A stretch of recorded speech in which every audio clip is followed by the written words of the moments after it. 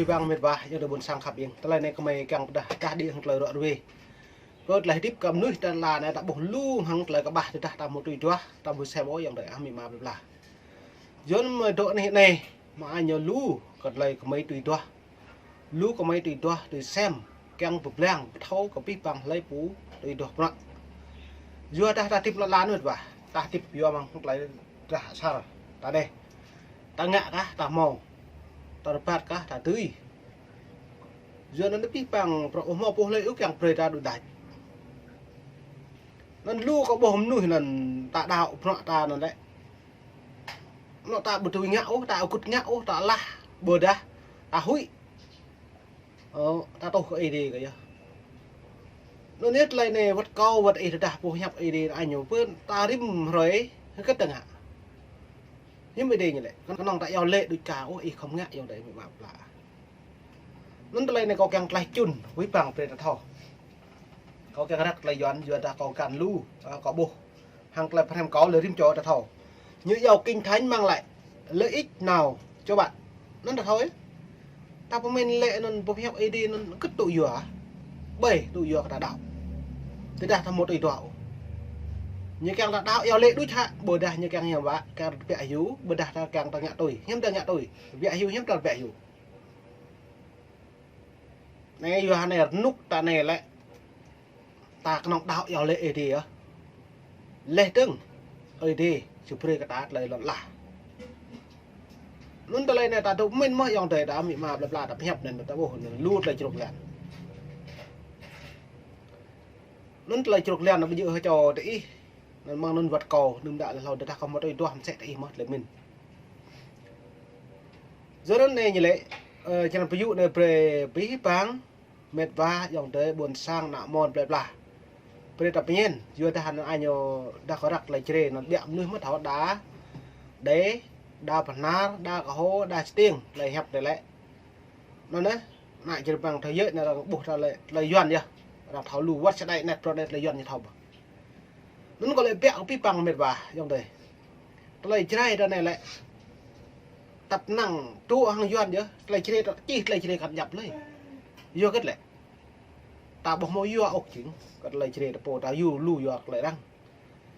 xong á mày ta đấy mệt vả như thế vật ta độ trà mí vật độ trà prang vật độ bát đi độ này 5 vạn ô phun kha ta tam nửa chơi để ta tam nửa đê là 5 vạn ô lại đê thì ta tam nuôi có hô ta 5 vạn út lại có hô ta thì ta tam nuôi nar ta 5 vạn út lại nar giờ ta pi bằng lại ta yom đi lại ta đấy tại rằng yom ta thâu ta nuôi lại itu hang mi mà itu yuan lại mi hẹp lại mi á đang thâu mà tam nuôi chơi đang thâu không giới thiệu ipo lệ chính coi sẽ cho ông nuôi chơi lại hẹp cầm sẽ này bố đã coi sẽ cho ông nuôi đê ở đây lại hẹp cầm sẽ để bố đã benar lại hẹp cầm sẽ này nó rằng thâu nuôi ít lại chỉnh tráng cái con này lại chỉnh rằng dập sẽ cho nuôi một phun khá thì ta tiếp tâm sẽ tập vào để một biên sổ này để hàng lậu ấy như lệ rồi ở đây lại như một biên sổอย่างvậy nhưng mà là với nạm nuôi như khăm màu lại hẹp nhô có cái như bộ mình do nó có càng rắc các loại yuan ta rem pít là pít bằng phận nó lại này lại chính nấu pít bằng hàng lại cây gal còn lại phiền nằm nuôi mạng một lại cây gal lại phiền nó cắt đặt thọc khăn mong bạn ta bẹ đấy hàng càng một lấy về làm cả phụ do kết ta đủ lệ lúc của yuan plử do nhắm bạc ta được mự cướt lại hẹp đường sắt bảy nó là này ta rem để ta mò rem lú được các bạn này lẽ như lẽ hầu như ai trong chúng ta cũng có những thắc mắc về sự sống ai như bây giờ cho có là riêng cho mình ta chỗ của mình ấy em bạn lại thì này lại tiếp ta đang trong mình là bùi có đạo ấy để hem ấy đạo để bô lộ sát ốc lại hem từ mà xăm lại đạo ấy đi nữa bố một rượu mạo cái nào eo lệ lại như một lại tiếp mà không ngại ơi đấy như bây giờ là cái này ơi đấy như bây giờ tao cái này ơi đấy bây giờ nghìn soạn về chữ chăn nói như bây giờ vàng ta có nòng ngạ đút ta cần ngạ là mà nhưng bạn dòng đấy như mà lại đạo đến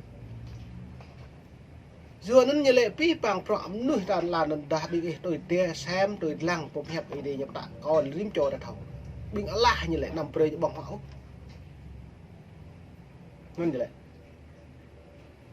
nón ra bom mình là pi bằng cái đồng nhờ giờ nuôi bà làn bom mình sao lại tiếp như cất tuổi giá lại tiếp thêm bạn lại tiếp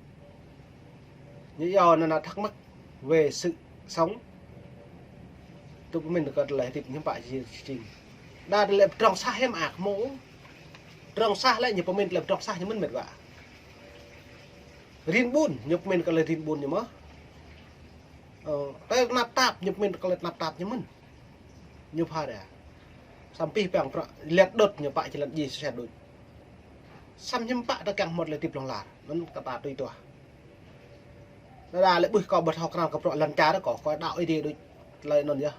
bấm lúc cái nhập bộ bấm lọc cái nhập bộ mà đều đấy nên tao lên này mệt lại chun rồi cái pipang đã buồn sang ra lê trương như lệ này kẻ đập lòn là sự đau khổ và sự chết và tương lai. Ngoài ra chúng ta còn có những mối quan hệ quan tâm thường ngày là gì, chẳng hạn như công ăn việc làm hoặc hạnh phúc gia đình. Đối với nhiều người, Kinh Thánh không chỉ giúp họ giải đáp những nhu cầu hỏi quan trọng mà còn cho họ sự hướng dẫn thực tế trong đời sống. Nên bố mẹ đây là lụt lại phần ta nhiều mau lấy chú lùm lấy phần ta thao cái lạc lại ta chẳng mang lại tiếp đại dùng. Nên chẳng mang gật nhưng mà chẳng mang ta kèng là gì. Nay như pi bằng vật câu vật đi ra máu là chẳng mang. Đây mà đồ bật hại đây mình càng lại một này á. Lê Trưng mình gật không mình càng nghe là bố kẹ kêu về lằng là chả bối được càng. Nhưng mà tập mình cái gì đó mong bố lại ốp của mình cả cái gì. Kan mau po lai mo po men ka karin ni ya ka mo sa dut dưa nó ta lại bí bằng con ông em núi tiếp la rồi lẽ ta tùy tùa thì xem hàng lại kì cái là vắt lại crụ vắt lần trà ít thâu cái chặt của con sữa ta bỏ bộ dạ đen ít thâu ít rem ít độ ngất tê làng sộ nhô đấy ạ cứ đại đội liền bằng liền tì liền này liền prong liền nát nhưng bà ít không thâu thôi cán lại phiền như giàu lượt giàu thong đừng lại phiền chỉ là đi để non cá ấy từ nào bị phẳng từ đại bắt thâu rem ơi nên ấy chỉ là ấy mà rằng chỉ là rằng cái tôi là rằng ấy sỏm mà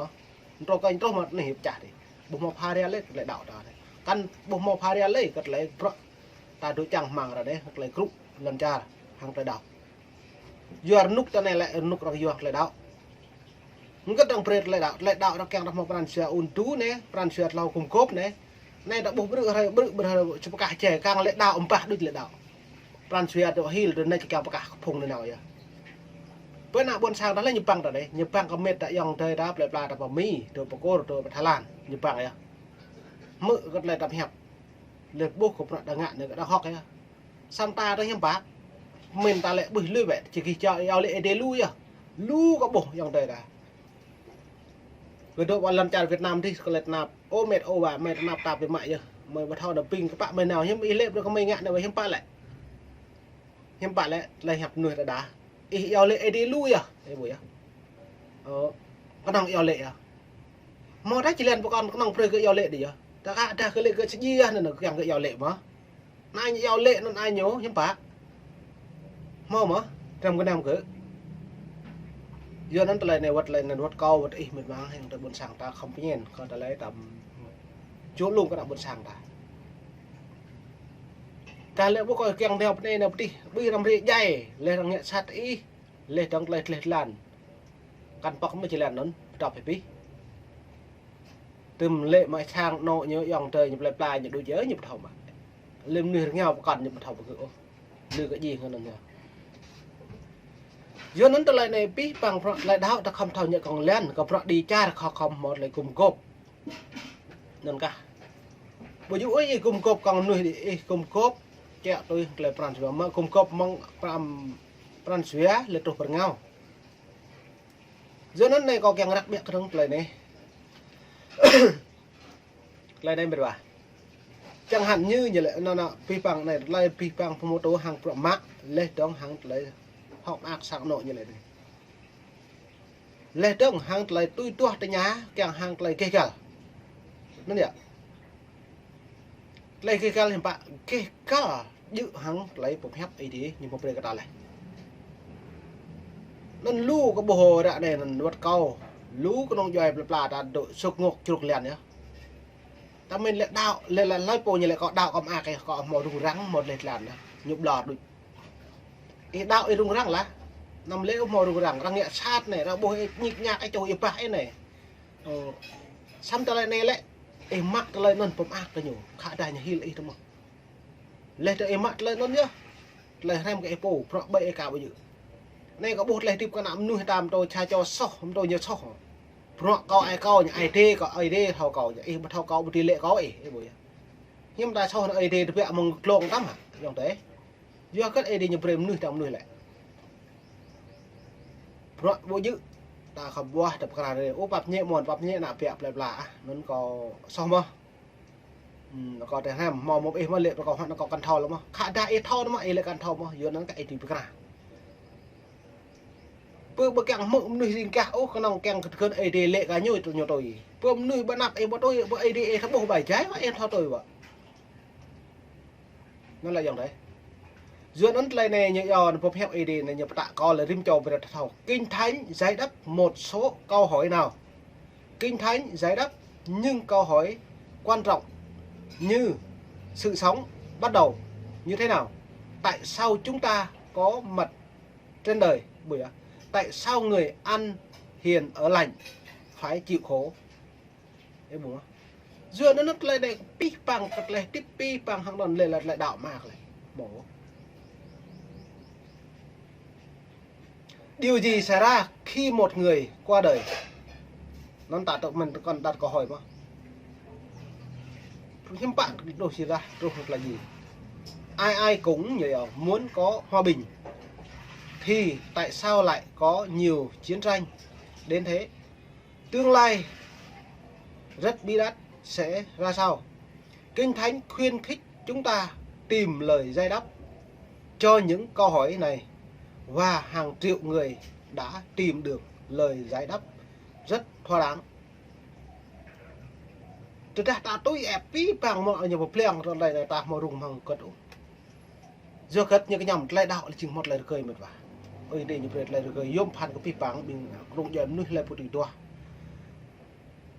nó nếu có bộ trình chơi để phần nào ta hàng này còn sàn như học tầm chưa những bộ ta đạo luôn như học mà cứ như học lại đạo thao lúc cũng hẹp đi mà thao lúc nó nhớ lợi dụng cái thứ mà lên trong những mò là đạo là nhưng bà một khi nhận cái nhốt đấy nhưng bộ hẹp đi như lại ta đang pa mình họ về mình eo đừng đang te ao phục ngộ về ao và làm đừng nó vậy như học tầm chưa lên trống như lệ mang lại mà đi mà nhưng bà hạ rốm cho nó xa lên tôi phi liền nhưng bà cầm tụ vệ con nào ấy bổ nhà học ta nhiều mạng nó về đạo luôn đám nhá tôi lời như càng kịt mỉa nhớ lấy dạ bà cọ nhiều về có mà lại đạo ấy đi đạo mà sao mấy đạo ấy đi đã nằm đạo của bị bằng bàn suy à hoặc là về lung lau cầm bộ cái giang sạt nhớ lẩu lụ cục bộ có rụp Hồ Chí Minh nhất lẩu con sạt bây giờ trước tiên như là thờ đảng trước sau đã thờ Đức Chúa Trời sau như lễ bữa nhưng mà cho nên do nó mệt vả nó tao lại này về đà hem pi bằng bọ ta nằm lằngกับbọกันđường nhão nó tao lại mềm thứ cái pi bằng nó buồn sang đá lại đạo không tùy tua bọ ngạ trụ xem lại phải hấp ta không rằng ta nằm hấp ố mình sẽ hàng con sàn mà nó còn về lu vật nạ buồn sang plà ta là đoạn một lần trà tập ngư là đi vừa con sàn một tập ma dựa nó này ta neoไปจากมีตัวไปไทยลานตัวไปจากโกรตัวกัมพูชีแหละพอตาได้เงี้ยกองสารก็น้องแฮบได้เยอะบุญเงาจริงตายที่ตาโปได้กองสารเป็นว่ายิ้มปะตาแฮบตาบุญนำเปรย์อังยับตามหนึ่งกองสารโอ้น้อยไปlàmนั่นไปอยู่หนึ่งกองสารนั่นในน้อยหมดดังlàm một néoนั่นอยู่กองสารนี่นั่นเป็นว่าได้มือได้มืออะไรในอัดกี้gì màมืออะไรกี้ที่หลุดมันแฮมเดี๋ยวหลังเนี่ยปีปังมือvừa đặt lại hình bật là ta ban lần một sel lại chơi một lại đêm một lần nào máu pi bang mo sel wat le mi le prang mo sel sam pi bang e mực e roh ma po bay pa tip po bay jam sat po bay chi kem ti po non itu ya tôi nó gật tôi chứ mà càng một làm gì tôi là càng ít thâu răng ít phu bây giờ tôi vô cái prak bây giờ tôi vô cái mẹ tôi là lần một mẫu dòng đây mình mà nên môn này có ní cái dòng đây mình mà là khắp yên lò pi mông này mông địch mông mẹ đụng đi lú lò đơn hàng để gà niu thử cái đá bạn ní tôi bập lại thâu cái đã buồn sang ra